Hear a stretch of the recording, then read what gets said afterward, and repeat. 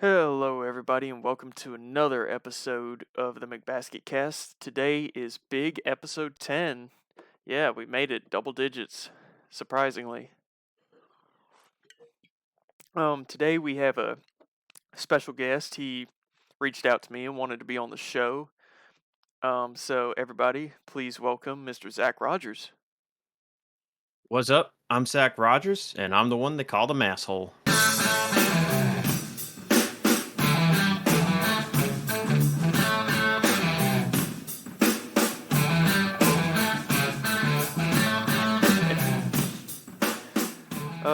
Well, there's Zach Rogers, everybody, and we're just gonna jump right into it with everybody's favorite segment, Just Last Week. So, this past weekend, NASCAR is officially back at the Indianapolis Oval. And it ended up being Kyle Larson winning with, um, and just a stupid finish. NASCAR completely dropped the ball, throwing that late caution like that after the white. It, and well, I can't, I he was the reason that late caution came out while Brad Keselowski was leading, and he would have won the race if Kyle Busch hadn't spun out and wrecked. Kyle Busch is an ass. But at IRP, we had the Truck Series, and Ty Majeski won. First win for Ford in the Truck Series this season. Let's hope that Ford can keep racking them up for the rest of the season. And then on Saturday, we had the Xfinity race back at the Indy Oval again. And Riley Herbst was able to hold his car sideways on that final corner to be able to get across the line while Cole Custer snuck in and got a pretty sneaky second place finish. So that was cool to see SHR 1-2. What are your thoughts on the weekend, Zach?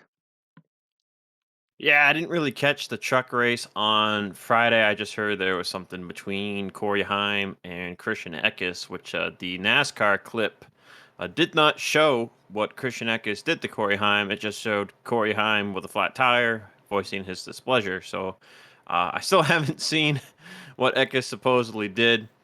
But I guess Eka said it was justified. Good on Ty Majeski finally getting a W. I think he won the IRP race last year too, if I'm not mistaken.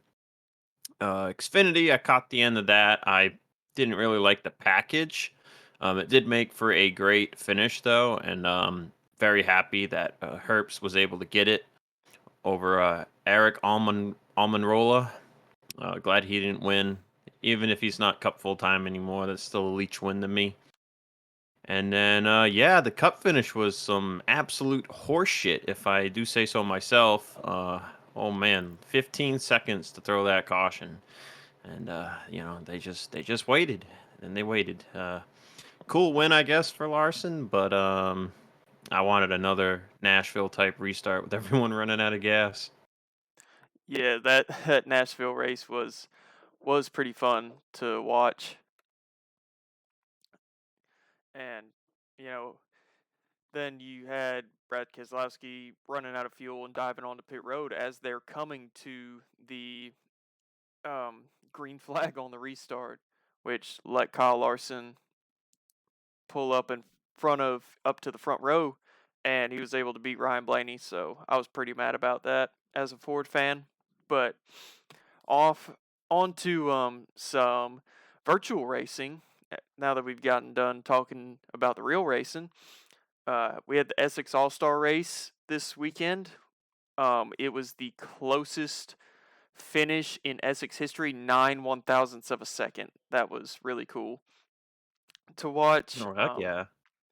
I mean, I had retired about halfway through the race or something like that because I knew I had no chance of winning. Um, but I still stayed and watched the race and it was in fact one of those classic Atlanta finishes. It was very cool to see. Congrats to our winner in that, which I forgot. I'm going to pull that up right now. Yeah. Uh, I don't have his actual name. I just have his Twitter handle at JoeyLowGiggles22. Won the Essex All-Star Race over Victor Delgado. So that was cool to see. And then also last week, Zach, you locked up the Fuel Championship on Wednesday night. How was that? Your third championship in 4 Fuel seasons? Yeah, it was really cool. I think the coolest part about it is I locked it up with 2 races to go. So just pure dominance this season. 9 for 9 on the race wins. So just been firing all cylinders all season long, and was able to lock it down on JTN no less. So very cool. Yep, I watched as you do it. That's pretty cool. Winning all 9 races of the season so far. I mean, that's Jerry Cook numbers right there. Yeah, we got 2 races left. We got Indianapolis tomorrow, which I feel pretty good about. And then we have Texas World next week, which will probably be a bit of a free for all. So just hoping for probably a top 5 there, and then I can just say that I got a top 5 every race. Well, once again, congratulations to you on winning a championship and locking it up. A couple races early. That's got to take a big weight off your shoulders and allow you to be, feel loose and feel comfortable these last few races, and hopefully just sweep the entire season. Yeah, one can hope. Everyone else hopes not. Everyone else wants to win one. They've been dying to win races all season. But you win all these races. It's an open setup league. What's your secret to making the perfect setup? I've just been doing open setup pretty competitively for about the last 5 years now. Um, and thanks to certain individuals such as Jovan Anderson and Tyler Mallon, I've really learned what I can do to the car that suits my driving style to make it fast, to make it handle well. And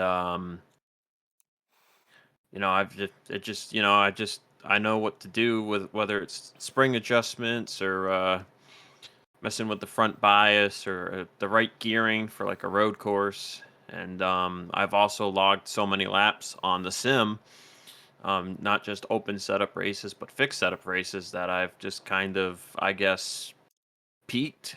And I'm as good as I'm probably ever going to be. And I feel like the skill on top of the knowledge has really been like the perfect combo 1-2 punch that's allowed me to be perfect so far this year. I will say 2 races that definitely could have been easy to not win were our season opener at this super speedway called Anchorage. It was this like big super speedway with multi grip lanes, really wide corners. We had this narrow lane right on the top, and then there was one big wide lane in the middle and another narrow lane on the bottom. And if you hook the bottom right, you could slide up in front of someone on the top. That person on top would get a big run, be able to make a move on you, and if they got enough of a run, they could get you at the line. So what happened in that race was it was just me and Keith Hughes at the end, and I tried to put a move on him going into turn one on the white flag, and it didn't really stick, and I had to check up and get back in line behind him, and it killed my momentum. But since we were running chassis zero, I was able to get a big run. I was about probably 4 or 5 car lengths behind them, and I'm like, oh, I don't think this is gonna stick, but I'm gonna try again. And I sent it all the way to the bottom. Uh, Keith held the top, and I was able to slide up in front of him and win that race. So that was a cool finish. And then the third race of the season, we actually ran fixed setup. We ran at a dirt track, Canandaigua. Canandaigua. We ran, Canada. yeah, something like that. We ran that race fixed setup, and dirt tracks are really good for controller and keyboard drivers. Um, because it like just really with whether it's with the steering assistance or just like the ability to get on and off the throttle or just turn immediately back and forth, it really allows those types of drivers to be fast on dirt tracks, especially when it's fixed setup.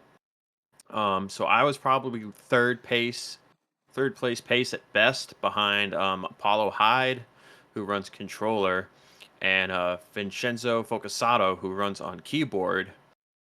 And I figured something out during the main event. I hadn't figured really anything out during the heat races or practice, but I figured something out in the main event to where if I was coming off the corner, if I wiggled my wheel back and forth, um, I could hold more speed and momentum off exit. And that must have been the key to success because once I figured that out, Apollo at the time I think had a second and a half lead, and I closed the gap all the way up. And then after a few quick cautions, I was able to get by him, and I never looked back. And since then, it's just mostly just been being able to stay at the front in the open setup races. Uh, Lowe's, I also kind of got lucky. A lot of people stayed out under a late caution, and I was lucky enough to get through all the traffic to win that race with like I think we had like 4 laps to go. So some of these races have been a lot closer than I would have liked, but others have been a lot easier. Like the Chicago Street Race was pretty easy. Yeah, you mentioned earlier in your talking there, you were able to learn from Tyler Mallon, who is, in my humble opinion, one of the best at open setups and possible or just setups in general, and one of the best NR drivers I've ever seen. I mean, I'm not trying to meet ride him or anything, but you definitely learned from one of the best. Yeah, no, Tyler has probably the most knowledge out of anybody on this sim at this current moment. I don't know if anyone out there can really rival just like the in-depth little knowledges of intricacies. Oh man, I can't English. Um but yeah, I mean he has like a ton of knowledge. It's a lot easier to beat him in a fixed setup race than it is in an open setup race. It's really tough. I was racing with him on Thursday nights for the first 4 months of the year, and the only two times I won races on Thursdays was at Lowe's when Tyler dropped the cylinder on like lap 15, which was also a very competitive race. There were a lot of other competitive guys in that race, but that's what took Tyler out of that one. And then a few months after that, we ran at Michigan, which is a track I've beaten Tyler at before in a fixed setup environment. And the leader of that race, his internet crashed with about 8 to go, and that gave me the lead. And then I just had the mirror drive Tyler. But yeah, he's definitely probably the Mount Everest of active community members right now in the open setup sphere. Yeah, I mean, yeah, he's a really good driver, and you talked about also, the best the biggest part about those open setup races being able to just stay at the front, and getting up front and staying there. Um, you talked about the Chicago Street Course. Yeah, I can see how it was easy to hold everybody off at the Chicago Street Course. I mean, not much of a passing track, if you know what I mean. Oh, I think I won that race by about 25 seconds. It's Average not NR really road course finish. not much of road courses are my favorite thing on this sim. I've been really good on the road courses since about I want to say 2019 2020, but I think I've really gotten better the last few years. I've raced Jerry Cook several times in open and fixed setup environments, and we've had some really good fights. We had the Chicago Street Course race at the Fast Racing League last year, where it was pretty much just me and Jerry the whole race, and we exchanged the lead a few times, and I was able to come out on top. But I mean, it wasn't easy by any means. We were not only were we focused on trying to stay ahead of each other, we were also trying not to burn our rear tires off the car. So that was a sweater and a half of a race. And other times though, when I've raced Jerry on a road course, usually I make a mistake. Whether it's I mess up a corner at Road America one time, but then I was still able to win on fuel strategy. But other races where I just completely got the strategy wrong and pretty much like gave away any chance of winning. And even Jerry sometimes, he's made a mistake too once or twice. We had a Sonoma race last year at Fast, and he blew a tire and it killed his race. So yeah, but Jerry's one of like my favorite guys to race against when it comes to the road courses on the sim because there's not a ton of guys that are really really good on the roadies. Yeah, I can't really say in my personal experience that I've ever really raced Jerry Cook on a road course. We've been on a road course at the same time, but usually the only time I see him is whenever I'm moving over for him to lap me. I hate road courses, man. Hate them with a burning passion. But but we're gonna get a little bit more into your experiences in NR just after our next segment, Wikipedia finds. But it actually isn't a Wikipedia find; it's more like a Twitter find. So, if you're a baseball fan, you know who Nick Castellanos is. Plays for the Phillies. Um, Actually, I don't. oh, well, just to explain to you, to give you a little bit of background, Nick Castellanos is a baseball player. He plays for the Phillies now, used to play for the Reds, and he is known for hitting home runs at the worst possible moments. He has the worst timing with home runs. So I found a post on Twitter that lists all of his his home runs during significant events. And we're going to start with the one that started it all. Him hitting a home run during a broadcaster's apology for using a homophobic slur on a hot mic during a Cincinnati Reds broadcast back in 2020. Then he hit a home run during a career-threatening injury for Fernando Tatis. He hit a home run during a eulogy for a World War II veteran that was being broadcast while he was at the plate. Home run during a 9/11 tribute video on air. A home Thank run goodness. during an apology of an opposing team's coach getting a DUI. He hit a home run 10 minutes after Will Smith slapped Chris Rock. He hit a home run when Dwayne Haskins died. I am not sure who Dwayne Haskins is. Somebody's gonna have to fill me in on that one. But he he hit one during a you know how NASCAR always does like the Memorial Day tributes during the um during the Coke 600? Yeah. Yeah, he imagine, somebody imagine a wreck during while they're airing that package. Oh man. He hit a home run during that. He hit a home run during a eulogy that was being announced for a for the announcer at the stadium that they were playing at. He hit a home run during the cancer announcement for the owner of the Phillies. This keeps going. Jeez. We're only like 2/3 of the way through this.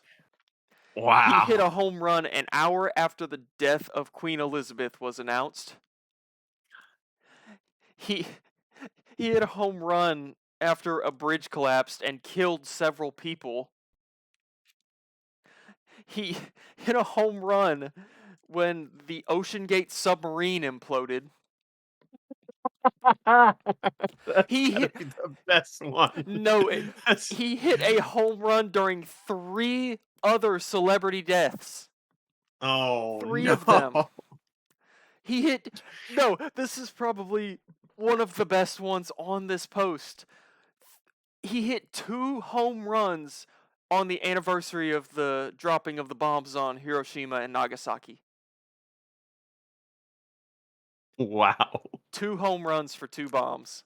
Unbelievable. Wow. Hit a home That's run crazy. during the assassination attempt on Donald Trump. And now he has done it again, ladies and gentlemen. He hit a home run after Biden withdrawed from the presidential race. Oh man. So basically, if something bad happens, this man's hitting a home run. This man is a harbinger of death. If you are watching TV and you see Nick Castellanos hit a home run, check on your loved ones. This man is a death omen. Please get him to stop Sheesh. playing baseball. Sheesh. I mean, you can't make this stuff up. Oh, and I'll add this at the end. He whenever he was making his first minor league appearance, he hit a home run on the day that Osama bin Laden got killed.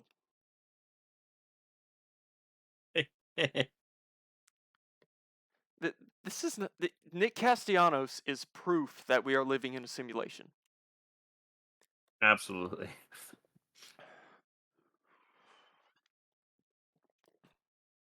Good lord, man. But yeah, I was actually in the middle of trying to get to Wikipedia to figure out something to do for Wikipedia finds, but I got sidetracked looking on Twitter and ended up scrolling down Lionel Racing's Twitter page. That was a bad idea because they they they're releasing like 5 different finishes for Larson's Brickyard 400 win. But are we getting a Ty Majeski IRP diecast? No. No, we're not. I checked on the website, checked on the Twitter, nothing. They don't Nothing. care about no truck diecast. They are the biggest Cup Series Hendrick Motorsports meat riders I have ever seen in my life. And the Brett Moffitt diecast has finally been shipped in and is billing like 2 months late. I remember recording the first couple of episodes of this podcast. I believe it was Jerry Cook's episode that we talked about this, where I was waiting for them to drop it so I can get it because I don't like pre-ordering diecast. If you want to hear my reasoning for that, go back and look at the first episode. And then now 2 months later they've dropped it. Finally. Lionel Racing hates the truck series, everybody. And the thing is they're the best series as far as it comes to quality control. Like the Cup Series cars will always come out fucked up. But the truck series, the 2 truck series diecast that I have are actually like immaculate. God, man. But I haven't ordered a diecast in shoot 6 years. I think the last diecast I got was Austin Dillon's Daytona 500 win, and I got it after they had done all the special orders. I was like, ah, you know what? I'll buy one. yeah, I'm looking for my next diecast is either going to be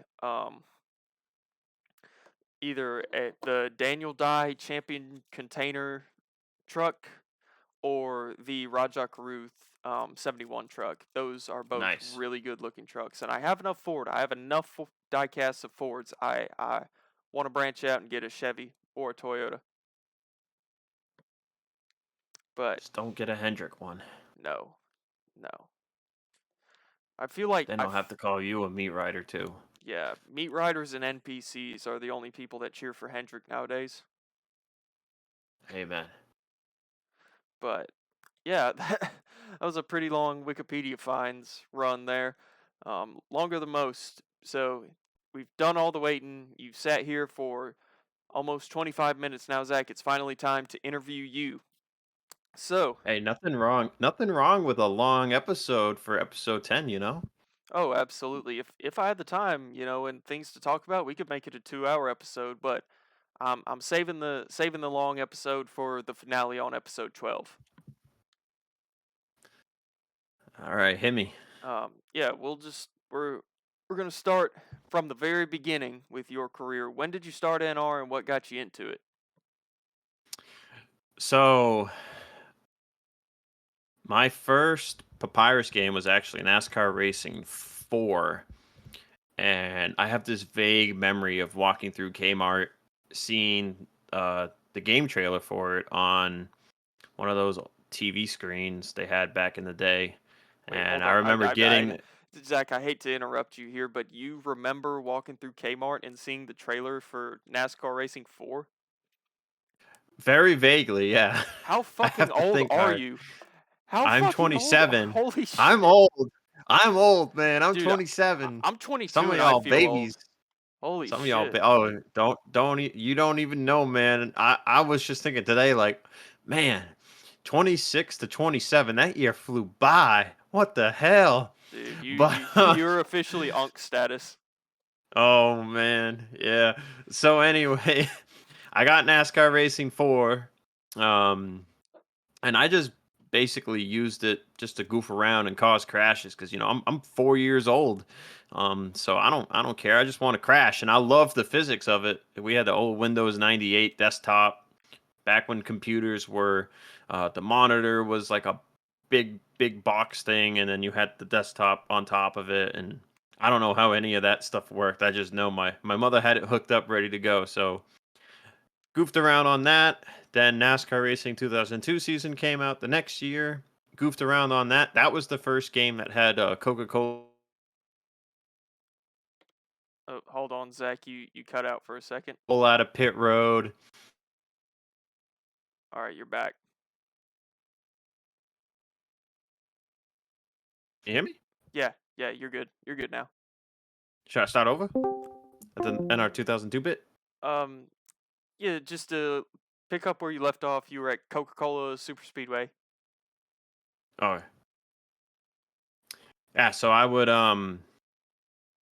just turn off a pit road and and hit the AI that were doing about 250. And I got some pretty funny crashes out of that back in the day. I forget if it was on 2002 or when 2003 came out the following year. I actually got Rusty Wallace to do the Death Twister, where the AI just spin and spin and spin and spin, and he was actually still spinning when his car towed itself off the track. So that was my early days, and that computer didn't really run NR 2003 too well, so I mostly fooled around on NR4 and NR 2002. Um, I fooled around more on NR4 because that was the one that had Dale Earnhardt on it, and at the time, the computer wasn't hooked up to the internet. But so fast forward years of that off and on. Sometimes I would competitively race on keyboard, but like I wasn't even 10 yet, so I had no idea. I was better on the console games. But so around the time YouTube was starting to soar in popularity, I would say this was probably 2012. I um I discovered a channel called Trent the Hedgie, which was the home of the Sega Cup series, an offline series. And the idea of like different people signing up for that like really intrigued me. And I remember starting an offline series the next year in 2013, using some dinky Walmart brand MP3 player camera that had like no memory on it. So I would like record a race, and then I would have to like dump all the video files off the MP3 player so that I could record another race. And I did that for about a year until I got my first laptop, and then I started doing offline on that. I still had no idea that the online community was a thing. But in 2015, I started doing a let's play against AI, and I was goofing around, just doing stupid stuff. But sometimes I would be serious about it, and I was on controller at the time. And a guy by the name of Dylan Young was like, "Hey, you're not that bad. You want to like try online?" And I was like, "Oh, I didn't even know online was a thing." I'm like, "Hell yeah, I'll try online." So The first league I raced at was a league called NNSCRA, which is still around, run by Seth Cole. Yes, And I knew, I've heard of that league, but I yeah, haven't really seen anywhere to actually enter it. But it looks like a good time. yeah. So I knew who Seth was already because he was one of the big offline league runners at that time. Him with NNSCRA, Dylan Young with NRSL, which I ran a series for under NRSL from 2017 to last year. And but so my first race was in their I believe it was called the Domino's Dash series at the time, which was just a small like fun little thing that preceded the Icebreakers race, which was their main online series. So that year they were running the CTS mod. Um, I signed up originally to drive the number 6 truck, which was a Kevin Harvick KHI truck, which had the flaming smiley ball on the hood. Oh yes, that's a deep So cut. we ran Pig Stadium. I qualified second in the Domino's race out of what was I think 12 to 14 truck field. Um, I actually ended up going for the win on the last lap against Shane Sides, who used to run under his alias James Silverfox back then, and I wasn't used to how steering assist on controller reacted that low on Pig Stadium, and my car just like started going straight. So I wrecked Shane Sides right up into third place, Jessica Shelton, and it gave Charles Sanford the win from fourth. But so then we had the Icebreakers race, and I was racing against a ton of more people. All these people I hadn't heard of at the time, and we had 26 people. And I was like, wow, 26 people showed up for this race. This is cool. Like this is crazy. And I started second in that race too. Um, Pig Stadium was a flat out track, so you know, looking back, I was on controller and using steering assistance. So of course, I started near the front because steering assistance can really help you out when you're on a controller. But I was a wrecking ball, needless to say, in that race. I was not very good at holding a straight line on controller.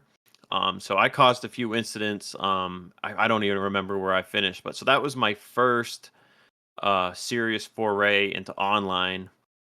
I remember I like dug out an old driving force GT wheel that I like had never used, that I was gifted like when I was like 8, I think, and I started using that in early 2016, and then eventually down the line, the potentiometer on the throttle pedal on that started to go out, and I got my first Logitech G920, I believe, in 2017.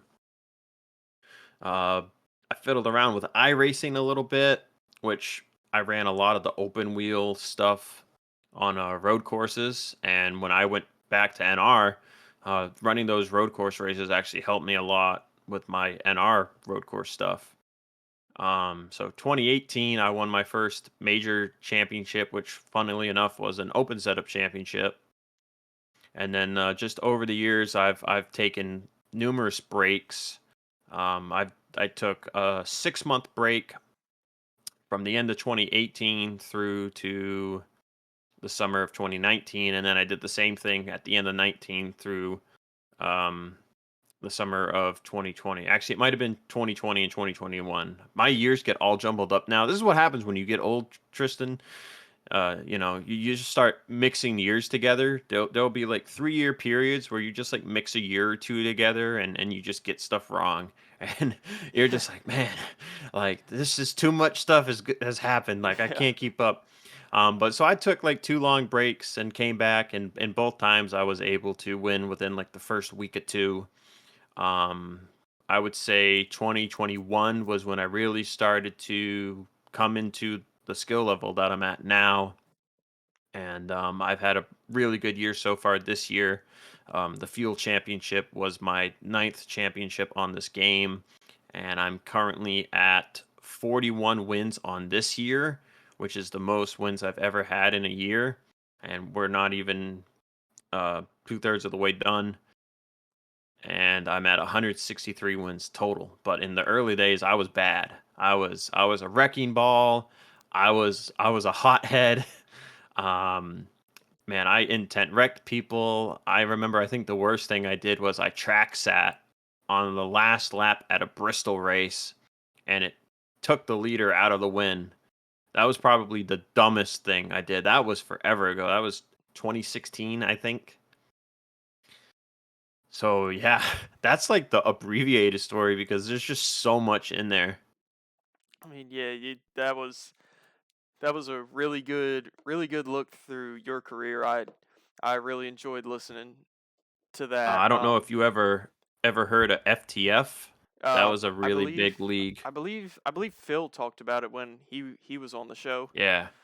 Yeah, so But FTF was a really big league, and they had this rec score system. I probably got suspended like 6 times because I was so bad at keeping my car under control. But I almost won one of those races in early 2019. I didn't save fuel when I should have been, and I like sputtered, and I think I got third.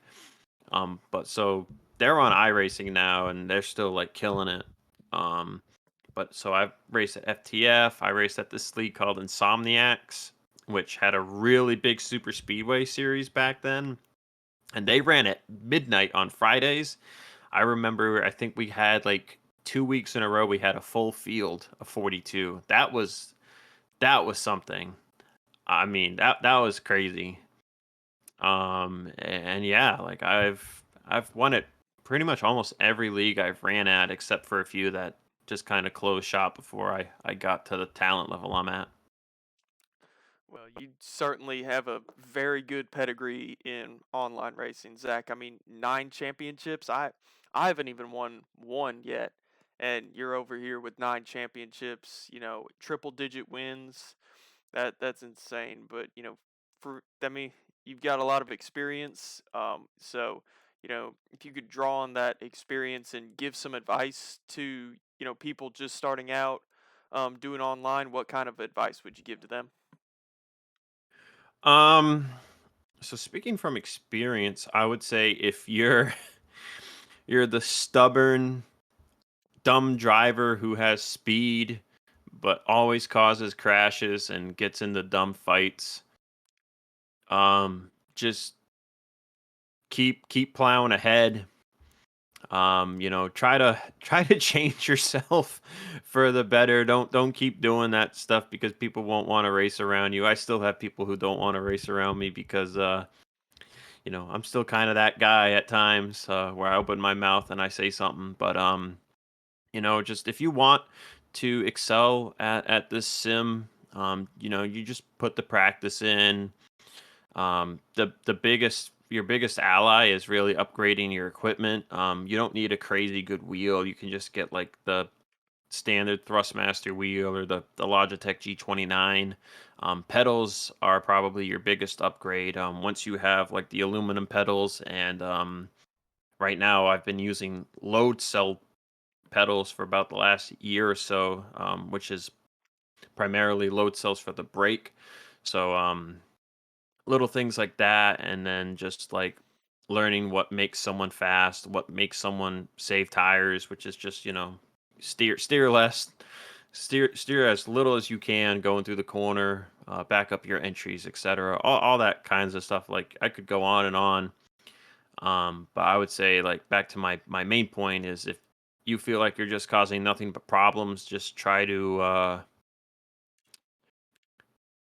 not to think about the past, because the past is said and done, and there will be people who, no matter what you do in the present, they're gonna hold the past against you. So you just got to try and black that stuff out, and just focus on being the best you can be. And you find a group of people you enjoy racing with, where you don't you just have fun all the time, and that's what it's all about. I mean, I know one guy. I won't say his name. He knows who he is, but I got one guy who I keep seeing talk about how old the game is. Just trying to remind people, like, hey, like, it's not. It's not worth the stress. Like the game's this old. The game can legally drink alcohol. Um, like it's not worth it. Just try to have fun. And if you can't have fun with one group, go try another group and see if you have fun with them.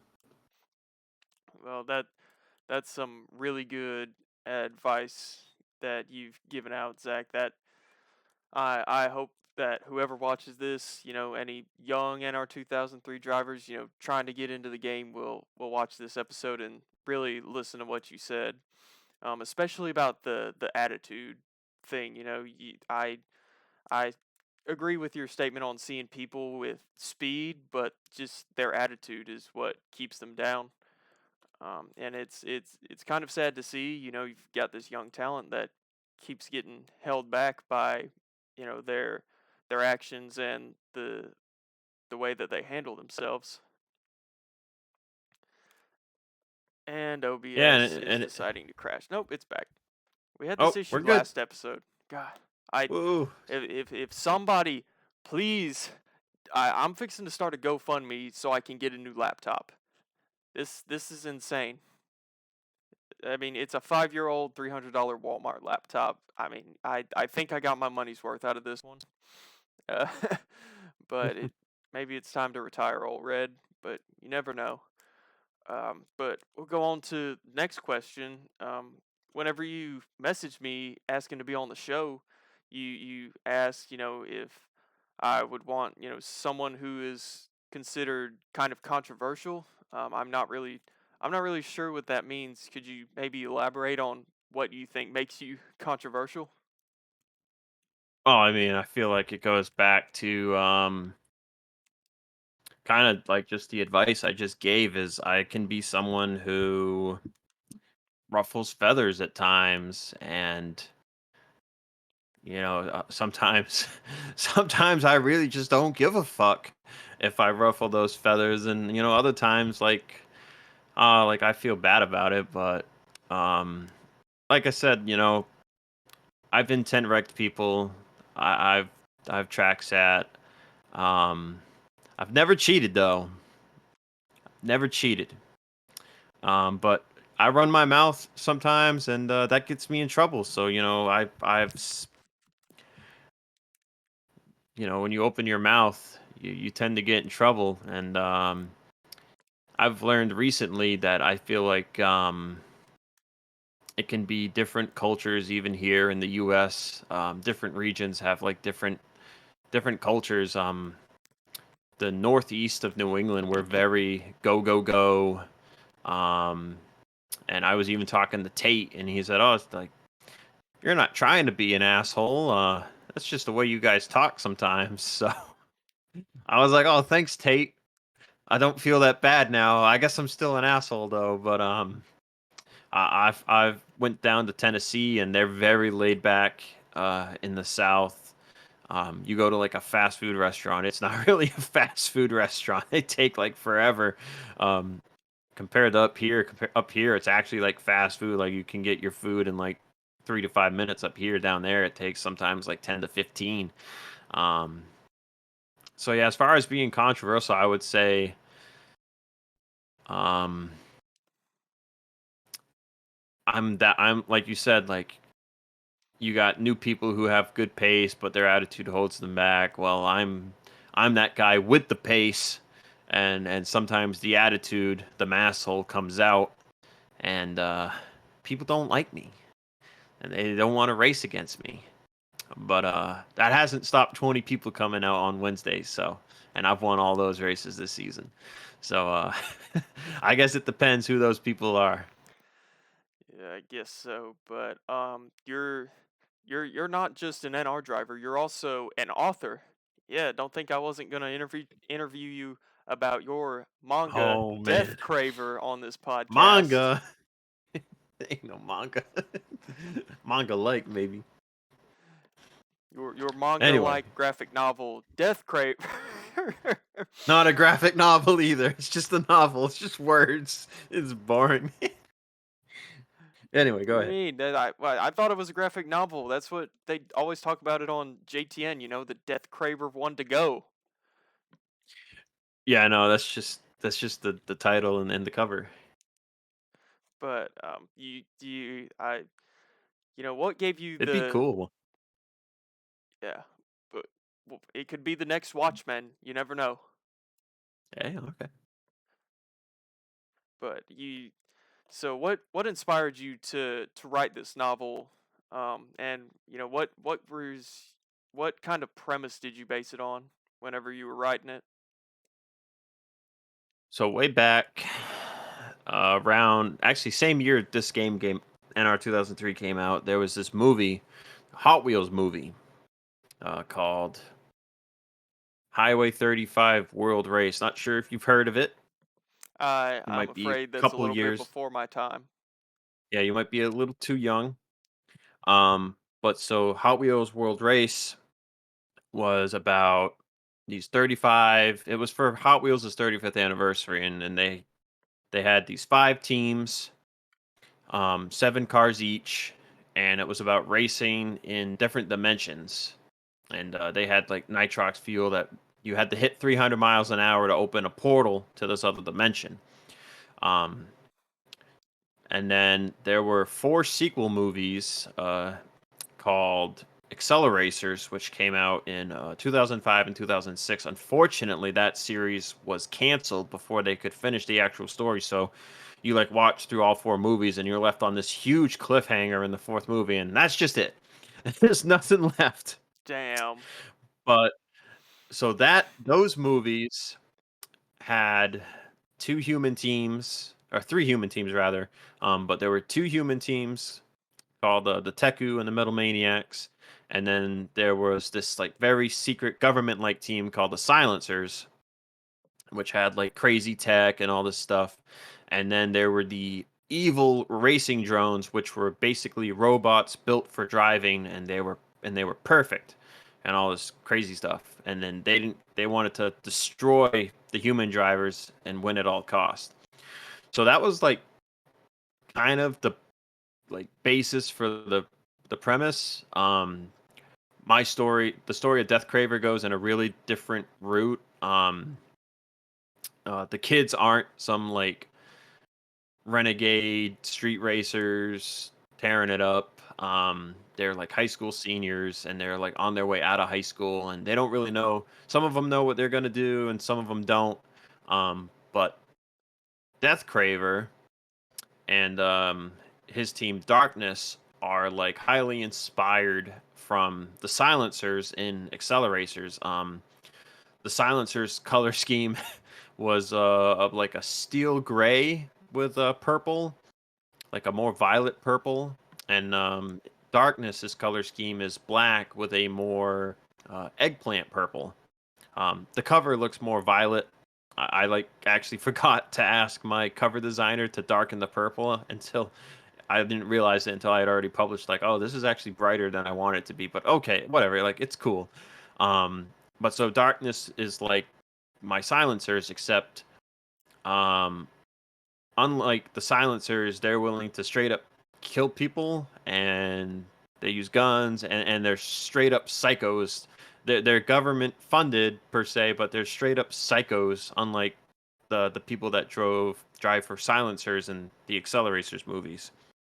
So that was like kind of the similar premise there, and then but instead of racing in different dimensions, they're racing on terraformed planets.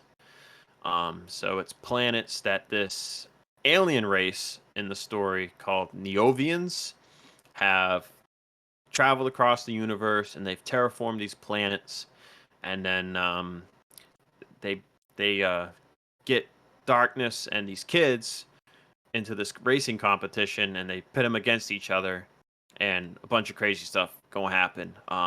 The first book, Death Craver, actually is more like a prequel story in a way. All of the super crazy stuff doesn't really happen until the end of Death Craver, and then book 2, which I currently have tentatively titled Agent Zero.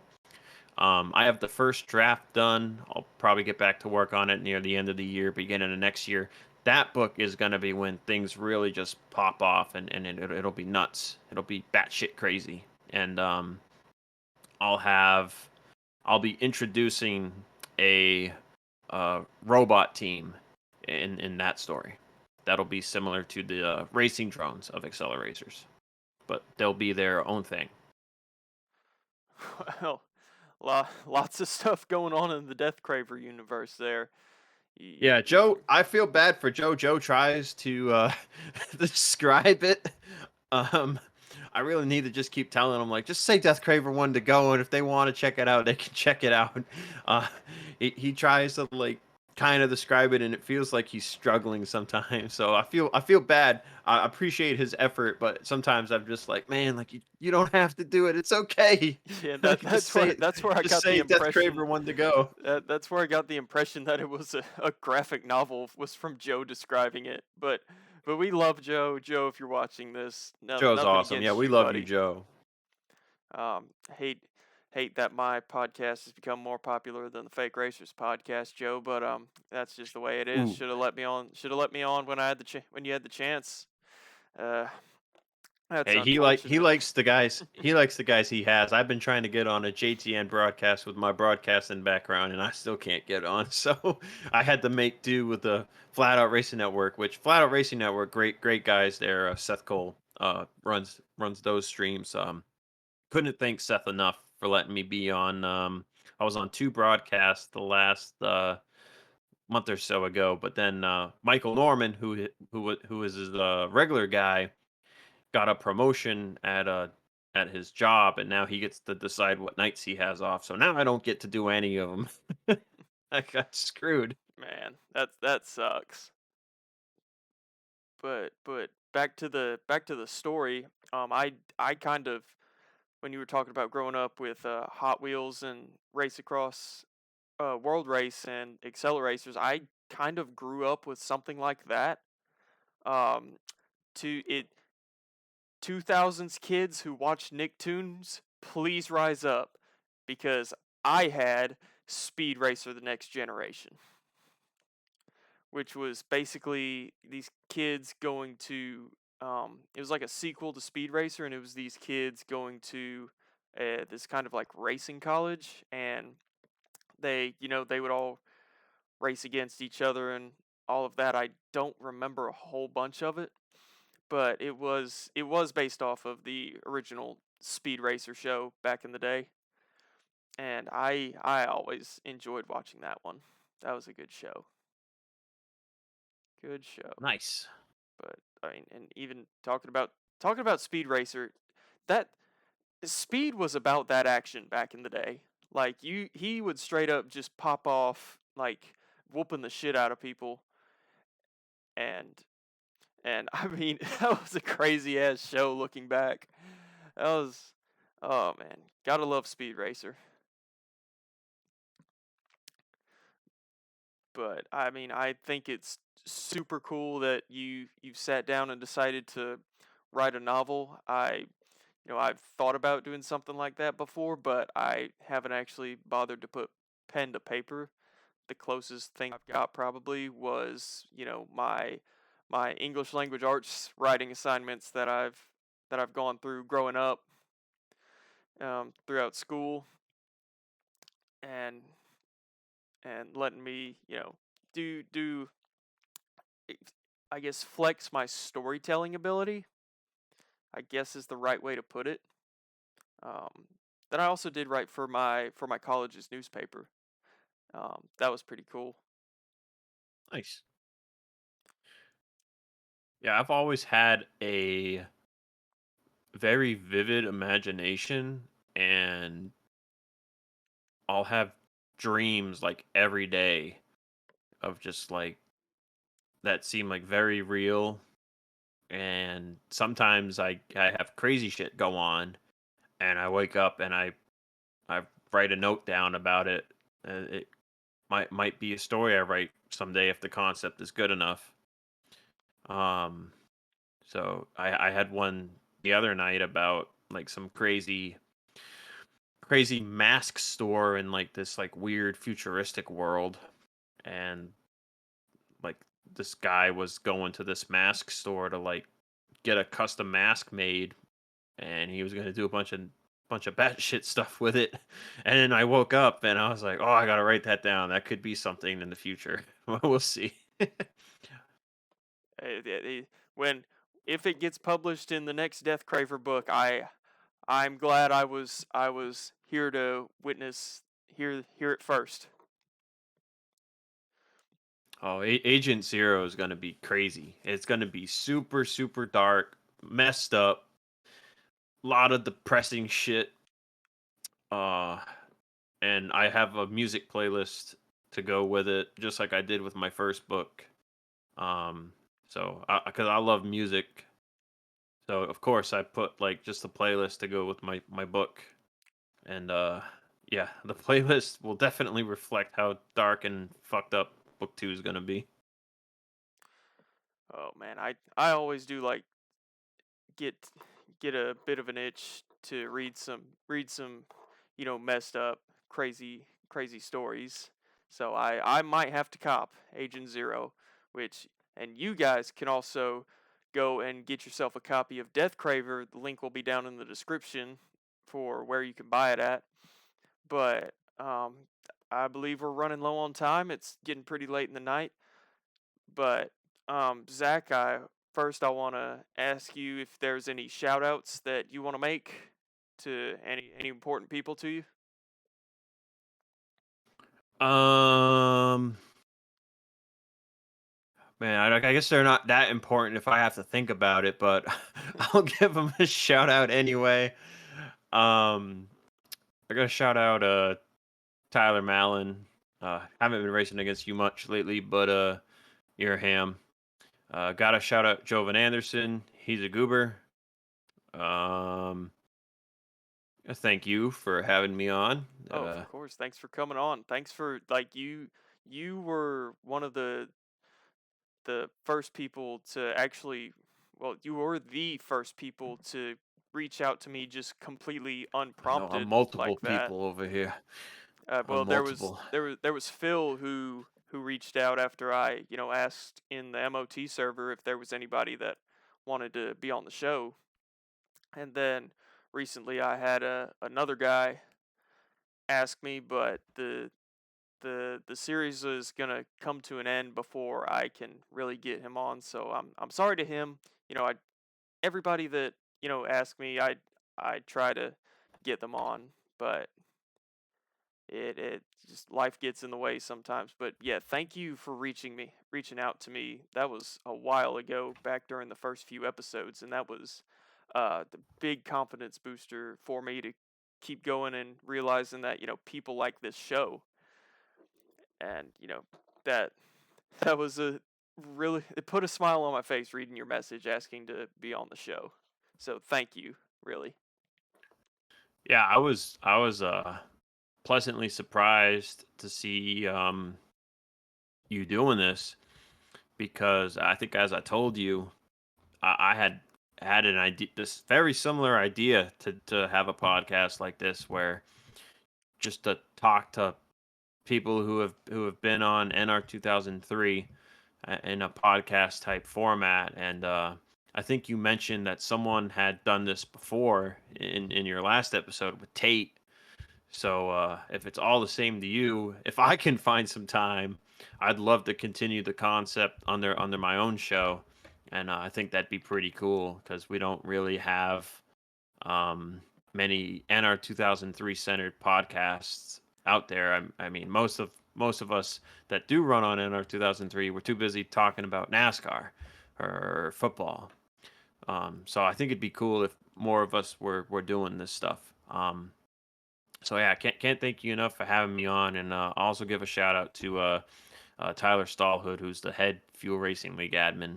I've been kicking his butt all season, and he's hoping to kick my butt here soon. So hopefully he can do it soon. Yeah, but what you said about you know, going back to what you said about starting your own podcast, that's awesome. That's awesome. I am not going to, stop anybody from trying to make another NR 2003 podcast, saying like, "Oh, don't steal my show idea," or anything like that because the podcast that came before this, that was the Kona 2 cast, with Connor Spradling and a couple of good friends over there. But even before that, I had the idea for something like this. I was inspired several, maybe almost a year now. I was inspired by this podcast called Long Live the Trades with Richie and the Captain, where they talked about blue collar work and brought in guests from around the blue collar world. And I was listening to it and thinking, what if somebody did this with NR 2003? And that's where that came up, and the idea of bringing people on and stuff like that. So, I mean, I know that one of their members had accused me of bringing on guests and stealing their ideas, but no, this, I mean, you can't copyright the idea of guests. You know what I mean? But I mean, if Everyone somebody, has guests. yes, everybody's done it. Everybody has. I hate that it had to we had to make it that it looked like I was stealing from you guys, but I wasn't. I was not ripping off anybody. I mean, this is just a passion project for me.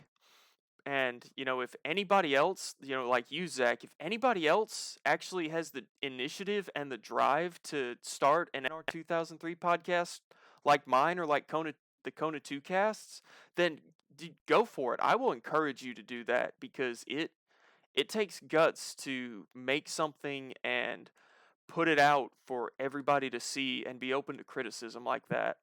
And I encourage that, really. Hell But yeah, brother. but on on that note, I believe it's time to end. Thank you everybody so much for watching. I was originally going to announce the winner of the hat giveaway this episode, but not a whole lot of people have commented, so I'm going to continue it for one more week. This is your reminder to comment your funniest NR story in the comments below, and I will pick out a winner, hopefully next episode. um, and I will get they will be receiving a one of one McBasketcast hat, only one that will ever be made. That's it. That's it. After that, it's done. So if you love hats as much as I do, comment down below. It takes less than 5 minutes of your time, and you can get a hat that you can hold on to forever. Um, but yeah, this has been the McBasketcast. Thank you everybody so much for watching, and good night.